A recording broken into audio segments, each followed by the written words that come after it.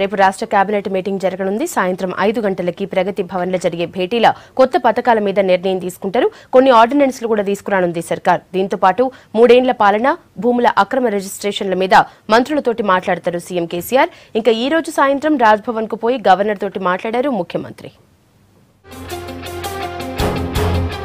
ప్రగతి భవన్లో రేపు సాయంత్రం జరిగే రాష్ట్ర కేబినెట్ మీటింగ్లో ముఖ్యమైన అంశాల మీద మాట్లాడనున్నారు. ఈ నెల 20 నుండి మొదలయ్యే గొర్రెల పంపిణీ పథకం మీద కేబినెట్లో చర్చిస్తారు. ఈ కార్యక్రమాన్ని జనంలోకి తీసుకెళ్లడం మీద సీఎం మాట్లాడే అవకాశం ఉంది. ఇంకో దిక్కు వరుసగా బయటకు వస్తున్న ఆహార పదార్థాల కల్తీలు, మోసాల మీద కూడా కేబినెట్లో మాట్లాడతారు. నకిలీ సర్టిఫికెట్లు, పత్రాలను పూర్తిగా లేకుండా చేయనీకి ఇప్పుడున్న చట్టాలు సరిపోతాయా, మార్పులు గాని కొత్త చట్టం గాని చేయాలా అన్న దాని మీద చర్చించనున్నారు.